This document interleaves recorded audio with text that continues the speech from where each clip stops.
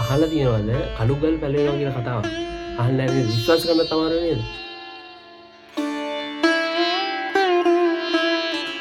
සිංහල බෞද්ධයන්ගේ මුදුන් මල් කඩ විදිහට සැලකන්නේ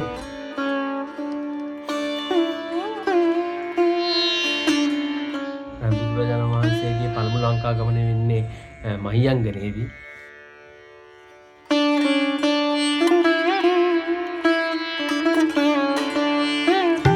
ශීපාදස්ථානයේ කරුණා කරන්න යන ඔයාලා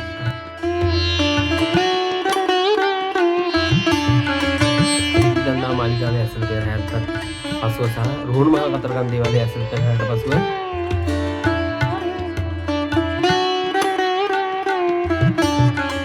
අපි යන් අද බලන්න තියෙන දැන්ට ආයිබෝන්. ඉතින් කොහොමද ඔයාලට වීඩියෝ පටන් ගන්න කලින් කියන්න ඕනේ ඇත්තටම අපි පහුගිය දවස් ටිකේ හරිම දුෂ්කර කාල සීමාවක් පසු කරා. අපි මුහුණ දුන්නා ඉතිහාසයෙන් මෙතෙක් නොවිදි අත්දැකීමක්. ඒ කියන්නේ රට මැදට සුනාමියක් ගලවුවා වගේ ඒ තරමට ලොකු ව්‍යසනයක අපි මුහුණ දුන්නා. ඉතින් ඒ ව්‍යසනයෙන් මියගිය සියලු දෙනාටම උතුම් වූ නිර්වාණ සුවය ලැබෙන්න කියලා ප්‍රාර්ථනා කරනවා.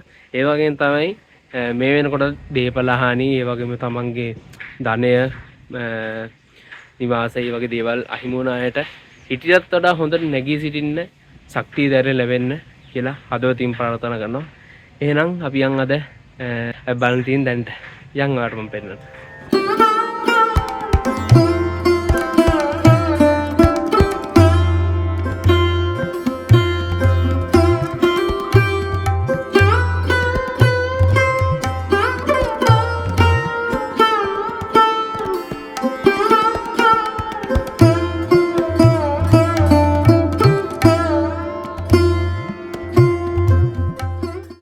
ඉතින් අද අපි ඇවිල්ලා ඉන්නේ මං ඉන්නේ රත්නපුරේ තියෙන රත්නපුරේ මිනිස්සුන්ට ගොඩම වැදගත් ඒගොල්ලන්ට මාලිගාවක් වගේ මෙතන.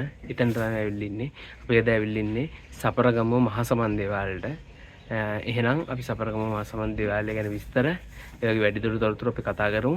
අපි එහෙනම් දැන්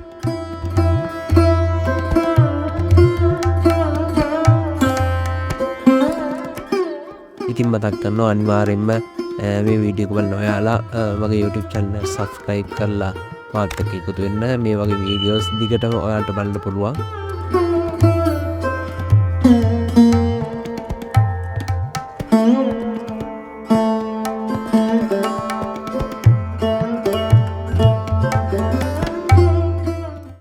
මේවල පිටිපස්සෙන් බලා ගන්න පුළුවන් මේ තියෙන්නේ කළුවඟ සමන් දේවාලට එහා පැත්තෙන් හරිම ලස්සනට කළුගම් ගලා යනවා.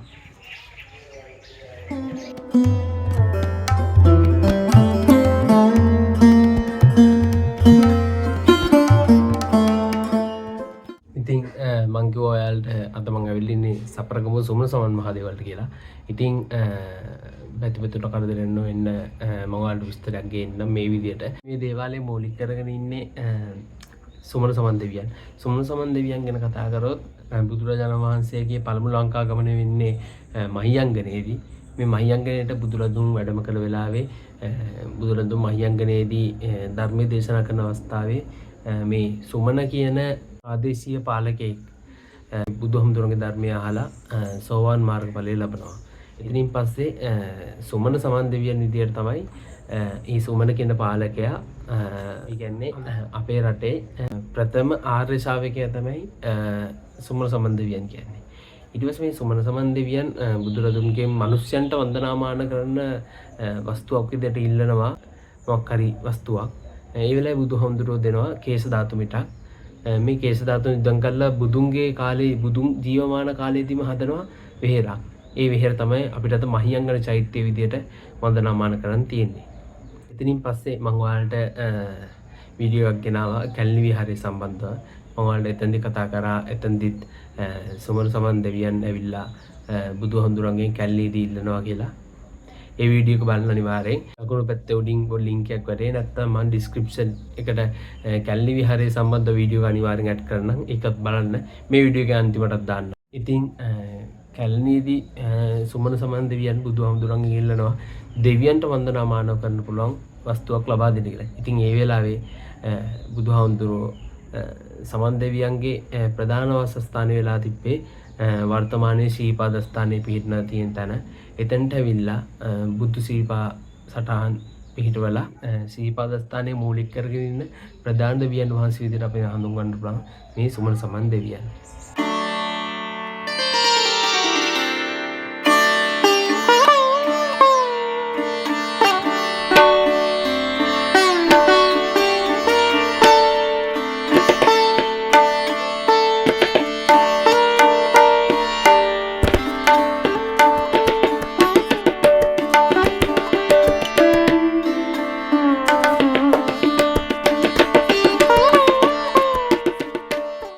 බලමු මේ සමන් දේවාල සහ ඒ ආශ්‍රිත ඉතිහාසය සම්බන්ධව.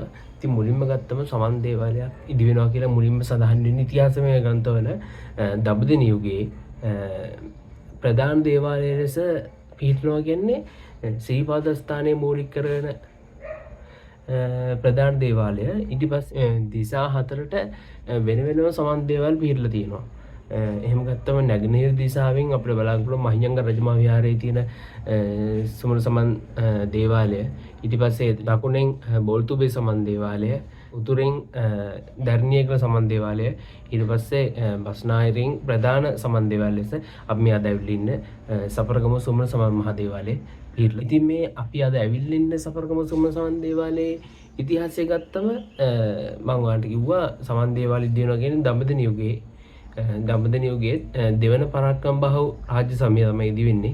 දෙවන පරාක්‍රම බාහු රජතුමාට හිටියා ප්‍රධාන ඇමති කෙනෙක්. එයාගේ නම ආර්ය කාමදේව.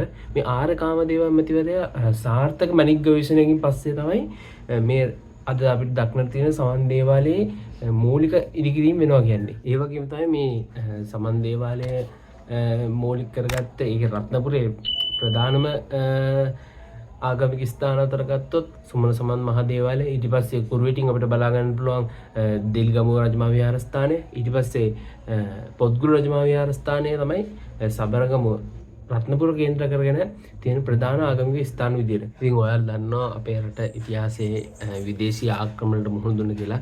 ඒ වගේම තමයි මේ මහා සමන් දේවාලය, රත්නපුර මහා සමන් දේවාලය ආශ්‍රිත ප්‍රදේශයන් විදේශීය ආක්‍රමණයන්ට අසු වුණා. ඒ අතරින් ගත්තම විශේෂම සිදුවීම තමයි පෘතුගීසි ආක්‍රමණය. මේ පෘතුගීසීන් ඇවිල්ලා මේ සමන් දේවාලය සහ ඒ අවට ප්‍රදේශය අත්පත් කරගෙන මේ දේවාලය සම්පූර්ණයෙන් විනාශ කරනවා ක්‍රිස්තු වර්ෂ 1618 දී. පෘතුගීසීන්ට විරුද්ධව සාර්ථක සටන් ව්‍යාපාරයක් මෙහෙයපු රජ කෙනෙක් තමයි දෙවන් රාජසිංහ රජ. මේ සමන් දේවාලය ආශ්‍රිත ප්‍රදේශය නැවතත් අත්පත් කරගෙන සමන් දේවාලය නැවත ඉදි කරා කියලා තමයි ඉතිහාසයේ සඳහන් වෙන්නේ. සමන් දේවාලයේ තියෙනවා විශේෂ දෙයක්. ඒ තමයි තනි කළු ගලෙන් කරපු උළුවස්සක්. ඒ උළුවස්ස අදටත් අපිට බලා ගන්න පුළුවන්. ප්‍රධාන මහල් කඩ අසල තියෙනවා. ඔයාලා ආම්පස්සේ බලා ගන්න පුළුවන්. ප්‍රධාන මහල් කඩින් ඇතුළු වුණාන් පස්සේ ඔයාලට බලන්න පුළුවන් දකුණු අත පැත්තේ දොරටුවෙන් එළියට ගියාන් පස්සේ පැරණි විහාර මන්දිරයක් තියෙනවා. ඒ විහාර මන්දිරය හරිම විශේෂයි. මම ඔයාලට කිව්වා රත්නපුර ඒ ප්‍රදේශයවට දානාගමික ස්ථාන 3ක් තිබ්බා කියලා. ඒ තුනෙන් එකක් තමයි කුරුවිට දෙල්ගමුවේ තියෙන දෙල්ගමු රජමහා විහාරස්ථානය. මේ දෙල්ගමු රජමහා විහාරස්ථානය හරිම විශේෂයි. ඒ තමයි අපේ සිංහල බෞද්ධයන්ගේ මුදුන්මල් කඩ විදිහට සැලකන්නේ අපේ දළදා හාමුදුරුවෝ. මේ දළදා හාමුදුරුවෝ වසර 40කට ආසන්න කාලයක් මේ දෙල්ගමු රජමහා විහාරස්ථානයේ කුරහන් ගලක වැඩ හිටියා. ඉතින් ඒ විදිහට කුරහන් ගලක වැඩ සිටින ප්‍රධාන හේතුව විදිහට අපිට සලකන්න පුළුවන් පෘතුගීසි ආක්‍රමණයත් සමග දළදා හාමුදුරුවෝ ආරක්ෂා කරගන්න කුරුවිට දෙල්ගමුව රජමහා විහාරස්ථානයට දළදා හාමුදුරුවෝ වැඩමලා ඒ විදිහට සංගවල තිබ්බ කියලා තමයි ඉතිහාසයේ සඳහන් වෙන්නේ. දෙල්ගමුව විහාරස්ථානයේ කුරහන් ගලක හංගල තිබුණ දළදා හාමුදුරුවෝ පෙරහැරකින් කුරුවිට ඉඳලා මේ රත්නපුර මහා සමන් දේවාලයේ මේ මම ඔයාලට පෙන්නන විහාර මන්දිරයට වැඩමලා තියෙනවා. ඉතින් ඒ විහාර මන්දිරය ශ්‍රී දළදා වහන්සේ වැඩ සිටි විහාර මන්දිරයක් විදිහට අපිට සලකන්න.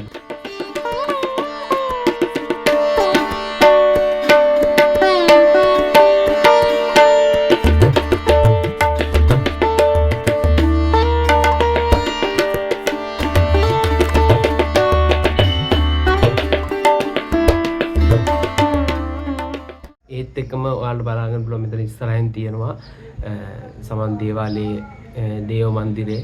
දේව මන්දිරේ ගත්තම ප්‍රධාන මකර තොරණත් අර මං කිව්ව විදිහට උළුවස්ස වගේම තනි කළු ගලෙන් හදලා තියෙන්නේ. ඒ වගේම තමයි උළුවස්සත් එක්ක ප්‍රධාන වාහල් කඩ පැත්ත බැලුවම ඔයාලට බලා ගන්න පුළුවන් ප්‍රතිසංස්කරණය නොකරන ලද චිත්‍ර දෙකක් තියෙනවා. ඒකට චිත්‍රණය කරලා තියෙනවා කියන්නේ අපේ කතාවල අහලා තියෙන විදිහට මහසෝන් යක්ෂයා සහ සිව්වටුක යක්ෂයා. මේ මහසෝන් යක්ෂයා සහ සිව්වටුක යක්ෂයා කියන දෙදෙනා සමන් දෙවියන් යටත් කරගෙන ඉන්න යක්ෂයන් දෙන්නෙක් විදිහට සලකනවා. ඒගොල්ලෝ තමයි ඉපාදස්ථානයේ අවට සමල්ල කන්ද අඩවිය ආරක්ෂාව බාරව කටයුතු කරනවා කියන්නේ මෙන්න මේ යක්ෂයෝ දෙන්නා. ඉතින් මකර තොරණෙන් මේ විදිහට ඇතුළු වුණාන් පස්සේ ඔයාලට බලා ගන්න පුළුවන් වම්මත පැත්තේ තියෙනවා හරිම පුදුමාකාර විස්මිත දෙයක්. ඇත්තටම හාස්‍යකමකට වුණා කියලා කියන්නේ ඒක. ඔයාලා අහලා තියෙනවද කළුගල් පැලවෙනවා කියලා කතාව? අහලා නැහැ නේද? විශ්වාස කරන්නත් අමාරු නේද? ඒ මේ මහා සමන් දේවාලය ඇතුළේ තියෙනවා කළුගල පැලවෙලා. ඒ කළුගල විදිහට සලකන්නේ මම ඔයාලට කිව්වා ඉතින් සමන් දේවාලයේ ඉතිහාසය ගැන කතා කරනකොට ඉතින් දේවාලයේ හදන වෙලාවේ තිබ්බ මුල් කලක කොටසක් මේ විදිහට පැලවුණා කියලා තමයි මේ දේවාලයේ සම්බන්ධ වැඩ කටයුතු කරන අය කියමින් තමයි දැන් මේ ගල වැවෙන්නේ නැහැ කියලා කියන්නේ. අයගම ඉඳලා ආපු නඩයක් මේක ඇත්තද බොරුද කියලා බලන මේකේ කොටසකට හානි කරලා තියෙනවා. ඇත්තටම ඉතින් අපේ ලංකාවේ මිනිස්සු මොකක් හරි දෙයක් දැක්කම ඒක අල්ලන්න එපා. හරි නැත්නම් මොකක් හරි ඒ වගේ වටිනා දෙයක් දැක්කම ඒ දෙයට කරන්න එපා කියලා දෙයක් තියෙනවනේ. ඒ දේ අනිවාර්යෙන් කරන මිනිස්සු ඉන්නේ ලංකාවේ. ඉතින් ඒ හින්දා එහෙම දෙයක් වුණා කියලා කියනවා. ඉතින් ඇත්තටම හරිම පුදුමාකාර දෙයක් කළු ගලක් පැලවෙනවා ගලක් වගේ දෙයක් පැලවෙනවා කියලා අපි අහලා නැහැ ඊට කලින්. ඒත් මේ සබරගමු මහා සමන් දේවාලේ එහෙම දෙයක්ත් වෙලා තියෙනවා.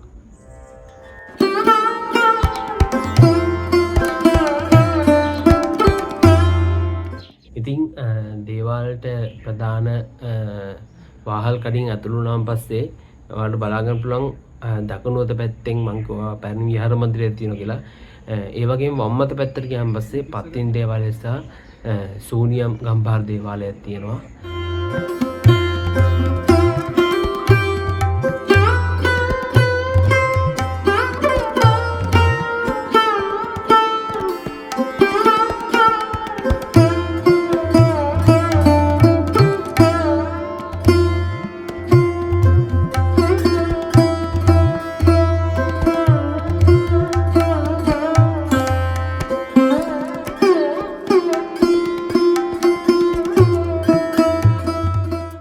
මෙතන තියෙන ප්‍රතිසංස්කරණය නොකරන ලද දාගබක වගේ කොටසක්.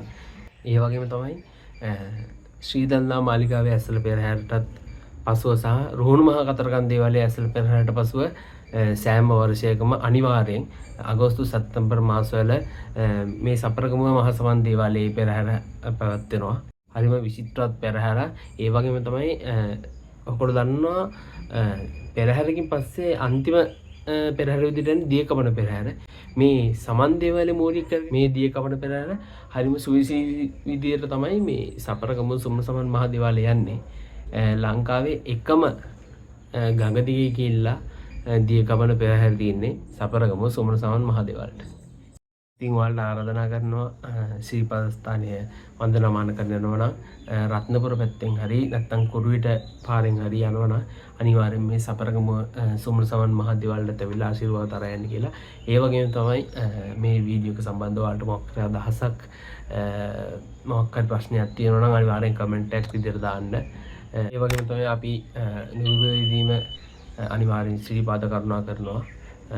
එතකොට ශ්‍රීපාදයේ සම්බන්ධ වීඩියෝ එකක් අනිවාර්යෙන් ඔයාලට අරන් එන්නම්. ඒ වගේම දෙල්ගම රජමහා විහාරස්ථානයේ සහ පොත්ගුරු රජමහා විහාරස්ථානයේත් වීඩියෝ මම අනිවාර්යෙන් අරන් එන්නම්. ඔයාලට මම කිව්වා කැලණිය සම්බන්ධ වීඩියෝ එක මේ වීඩියෝ එකෙන් අන්තිමදී බලා ගන්න පුළුවන් ඔයාලට. ඒ වීඩියෝ එකත් අනිවාර්යෙන්ම බලන්න කියලා ඉල්ලන ගමන් එහෙනම් අපි සමු ගන්නවා. ඔයාලා හැමෝටම බුදු සරණයි. සුමන සමන් දිවියෙන් පිටයි. ජය වේවා.